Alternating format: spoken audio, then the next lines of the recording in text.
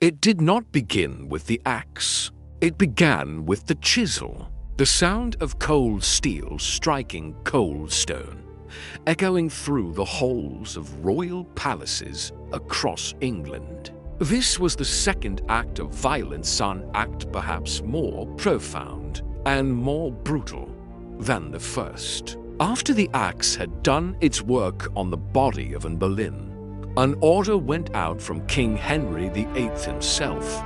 Erase her, not just from life, but from memory. Across the kingdom, teams of masons were dispatched. Their task, to find and destroy every trace of the woman who was only yesterday their queen. The intricate initials H and A, once proudly intertwined on stone gateways and fireplaces, were now hacked away, leaving ugly, gaping scars. Her personal badge, the proud falcon, was pried from tapestries and melted down. Her portraits, paintings once celebrated for their beauty, were torn from the walls and thrown into the fire. Books, songs, documents, anything bearing her name or likeness was hunted down and turned to ash. This wasn't mere vandalism. This was the execution of a memory, a systematic attempt to unperson a human being, to turn a chapter of history into a blank page. Henry didn't just want her dead. He needed her to have never existed. He needed to rewrite the past, to justify his present and secure his future. The axe took her life, but the chisel and the flame were an assault on her very soul. To understand this act of total, merciless annihilation, we cannot start at the scaffold.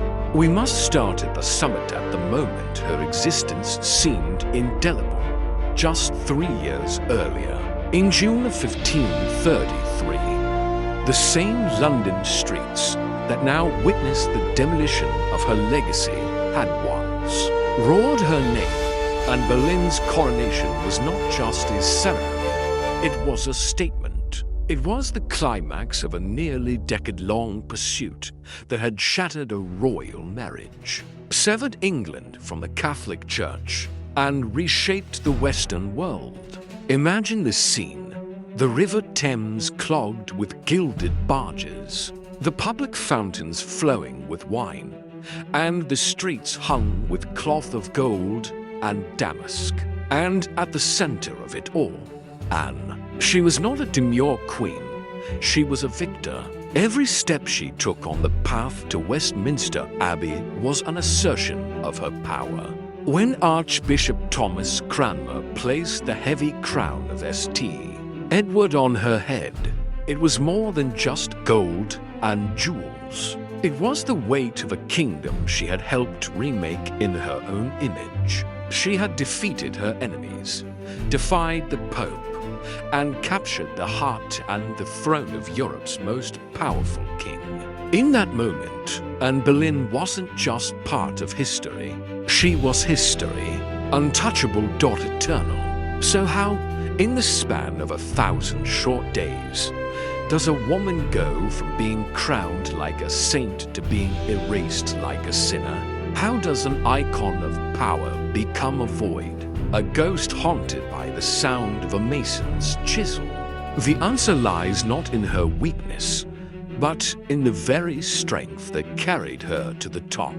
To understand the campaign to erase Anne Boleyn, you must first understand what she built. History often portrays her as a temptress, a homewrecker who ensnared a king with her dark eyes and seductive charm. But this is a dangerously simple fairy tale. The truth is far more complex and far more impressive. The greatest political revolution in English history was not driven by a king's lust, but by a woman's ambition, and was different. She had not been raised in the relative quiet of the English countryside. She had been forged in the crucibles of European power. As a lady-in-waiting in the courts of France and Burgundy, she had witnessed politics not as a formal ceremony, but as a blood sport. She learned that power was a game of intellect, strategy, and ruthless nerve. When she returned to England, she brought these weapons with her. When she first captured the eye of King Henry, she did something remarkable. She said no. Henry, accustomed to getting anything and anyone he wanted, was stunned. But this was not an act of virtue or coyness. It was the opening move in a political masterclass, and saw the fate of other royal mistresses honored for a time, then cast aside and forgotten when the king's passion cooled. She was not playing for a temporary role in the king's bed. She was playing for the throne itself. Her strategy was audacious. She would only be his, body and soul, if he made her his queen. This demand set in motion a chain of events that would upend 1,000 years of tradition. The primary obstacle was not the sitting queen, Catherine of Aragon, but the most powerful man in England. Besides Henry, the brilliant and fabulously wealthy Cardinal Thomas Wolsey. As the Pope's representative, Wolsey was charged with securing the annulment Henry so desperately wanted. But when he failed and saw her chance, she began a systematic campaign to destroy him. In quiet moments with the king, she dripped poison in his ear, questioning the cardinal's loyalty. Was he truly serving his king or his master in Rome? She highlighted his immense wealth, suggesting it rivaled the crown's. She turned Henry's frustration into suspicion, and his suspicion into fury. Wolsey's spectacular fall from grace was not the king's decision alone. It was Anne's first great political assassination. She had removed the most powerful piece from the board. With Wolsey gone, and escalated her game, she introduced Henry to radical new ideas, feeding him the works of Protestant reformers like William Tyndale. These forbidden texts argued that the king's authority came directly from God, not the Pope. It was a revolutionary concept that perfectly aligned with Henry's desires. She didn't just offer him a new wife, she offered him a new kind of power, absolute, divine, and unquestionable. She convinced him that to get what he wanted, he didn't need to beg Rome for permission. He simply needed to become Rome. The break with the Catholic Church, the creation of the Church of England, the seizure of monastic lands, all of it was done to put an on the throne. She had achieved the impossible. She had bent the will of a king, broken the power of a pope, and remade a kingdom in her own image. But power always comes at a price. For every ally she gained, she created a dozen bitter enemies. The old nobility despised her as a social climbing usurper. Devout Catholics saw her as a venomous heretic. The common people, loyal to the spurned Queen Catherine, muttered her name like a curse. And in the shadows of the court, the powerful men she had leapfrogged and humiliated waited, their patience like a sharpened blade.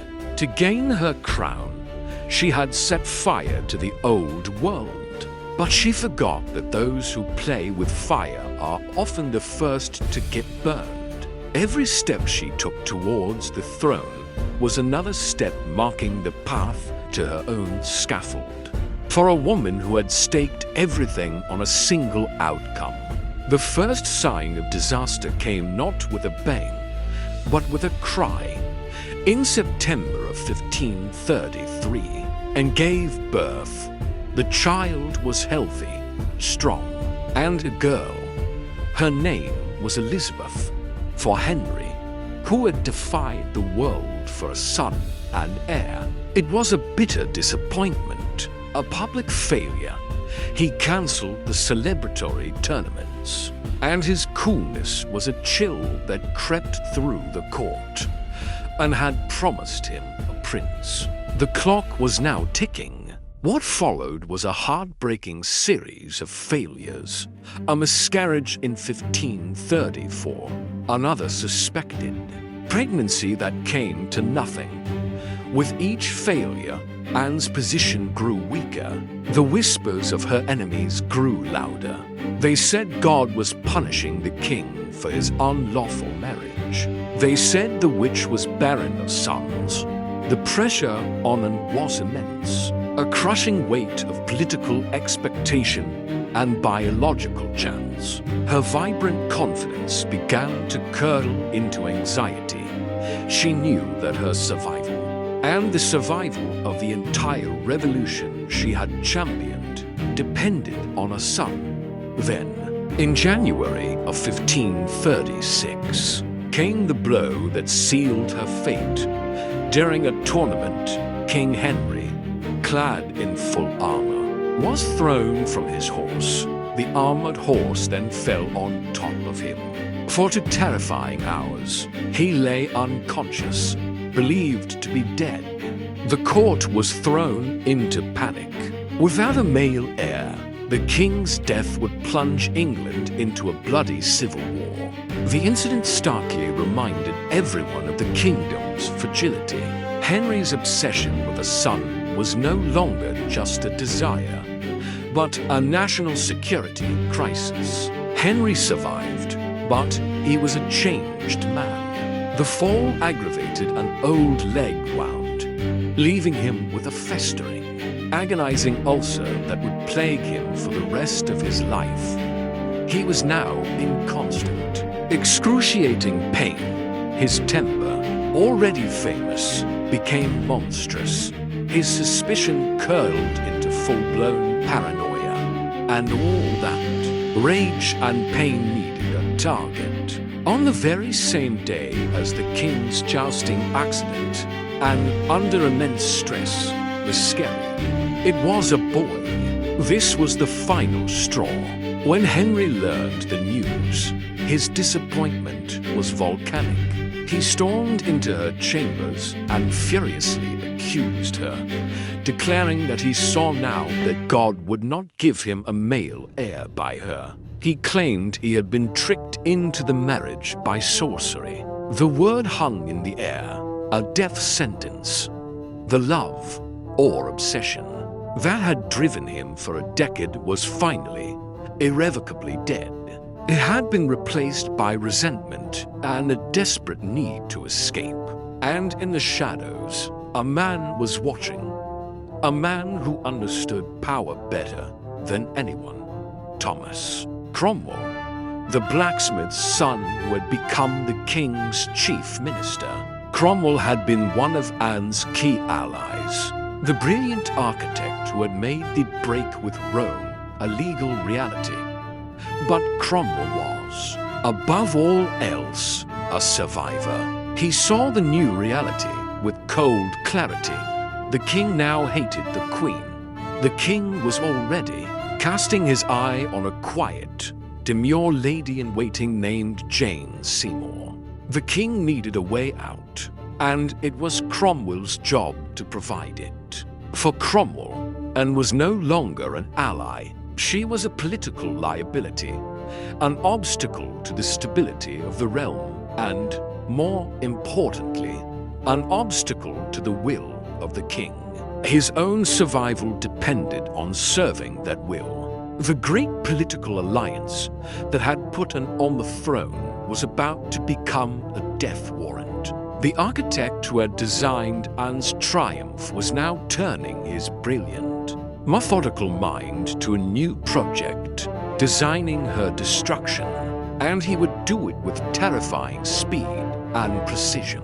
If these hidden histories are captivating you, don't forget to like this video and subscribe to our channel to uncover more untold stories with US. What took Anne Boleyn a decade to build, Thomas Cromwell would tear down in 19 days. His attack was not a chaotic purge. It was a masterpiece of political demolition, executed with the cold precision of a surgeon.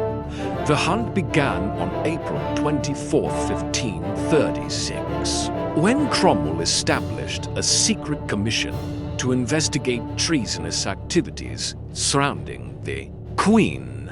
The trap was set. On April 30th, the first domino fell. A court musician named Mark Smeaton. Smeaton was the perfect target, a commoner. He could be legally tortured. For 2 days, he was subjected to unimaginable pain. He broke. His confession that he had committed adultery with the Queen was the single, poisoned key Cromwell needed to unlock the entire conspiracy. It didn't matter that it was extracted under duress. It was a name on a piece of paper. It was enough. The next day, Sir Henry Norris, one of the King's closest friends, was arrested. Then Sir Francis Weston, a popular young courtier. The arrest sent a shockwave of terror through the court. No one knew who was next. On May 2nd, the trap sprang on the Queen herself. She was arrested during a tennis match at Greenwich and informed of the charges. Her first reaction was laughter, a hysterical disbelief that this could possibly be happening. The laughter died when she was taken by barge to the Tower of London. As she passed under the infamous Traitors' Gate, she fell to her knees, proclaiming her innocence to the empty air. This time, there was no coronation procession. The lodgings prepared for her were the very same ones she had stayed in before her coronation. This was Cromwell's touch, a piece of deliberate psychological cruelty. The rooms that had symbolized her greatest triumph were now her cage. Her ladies-in-waiting were not there to comfort her. They were Cromwell's spies, ordered to report every word she uttered. She was completely, utterly alone, surrounded by enemies disguised as friends. The Tower's constable, William Kingston, dutifully recorded her every panicked whisper, her swings from defiant rage to terrified weeping, and sent the reports directly to Cromwell. With the Queen imprisoned, the final piece of the plot fell into place. The arrest of her own brother, George Boleyn, Lord Rochford. Now Cromwell had everything he needed. The official charges read like a wild, depraved fantasy, and was accused of committing adultery with all 4 men and of committing incest with her brother. She was accused of plotting the King's death. And woven through it all was the lingering charge of witchcraft, the claim that she had bewitched the King. The goal of this legal barrage was singular: to prove treason. A conviction for treason would not only allow for her execution, but it would legally annul her marriage to Henry, rendering their daughter, Elizabeth, a bastard. It would wipe the slate clean for the King to marry Jane Seymour. The trials were a grotesque farce. They were not exercises in justice.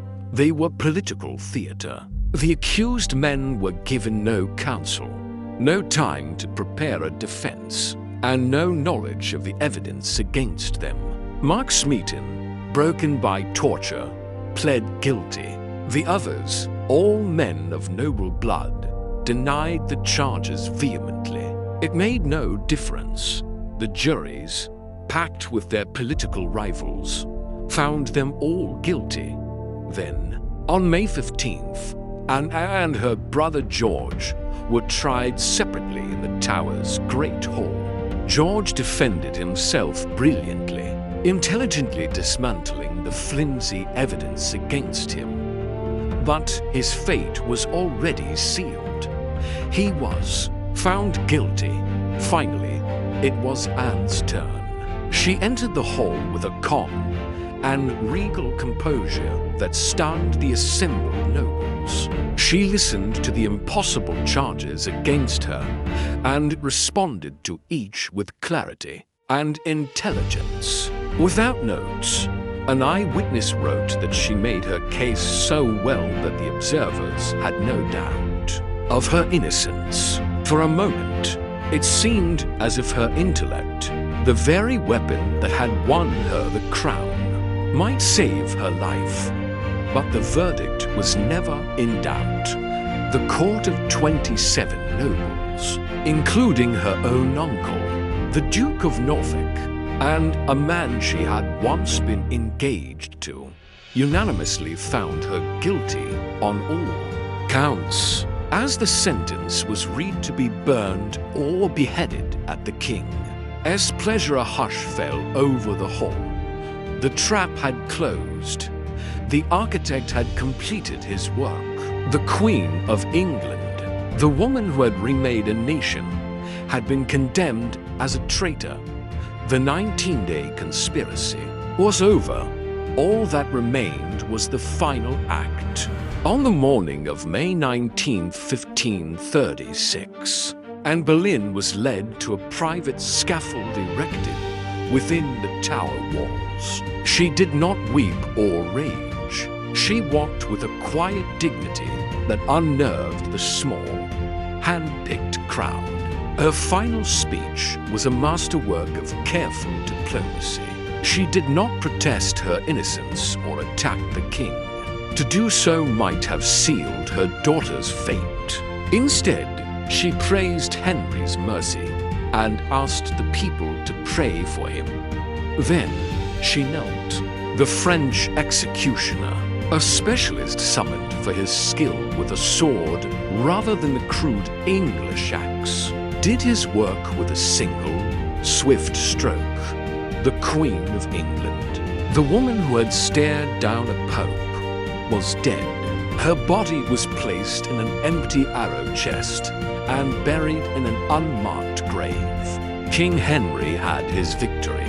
He had erased his wife, cleared the way for his new queen, Jane Seymour, and would soon have his precious son, Edward. He believed he had won, but history plays a longer game.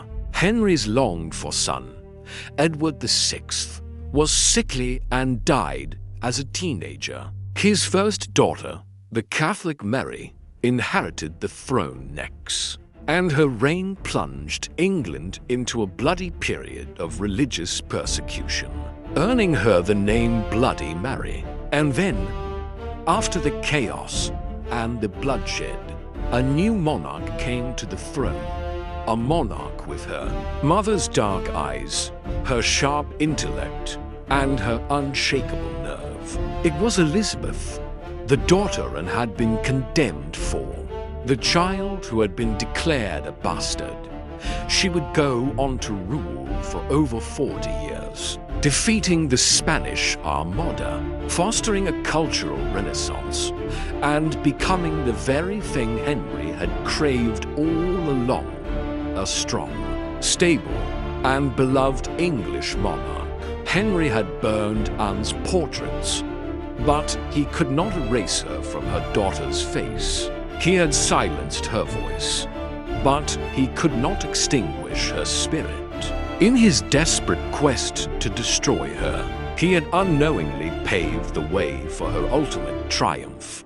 He tried to make her a ghost, but instead, he made her the mother of England's golden age. That was Anne Boleyn's final, silent, and most brilliant gambit. Anne's story is a gripping reminder of how power, ambition, and betrayal intertwine. But who do you think was most responsible for her fall? A tyrannical King Henry, a calculating Thomas Cromwell, or Anne's own relentless ambition? Share your thoughts on this story in the comments below. We'd love to hear from you. And if you find these hidden histories as fascinating as we do, be sure to subscribe to the Black Chronicle channel so you don't miss any future episodes. And don't forget to hit the notification bell to always be the first to uncover the deepest mysteries.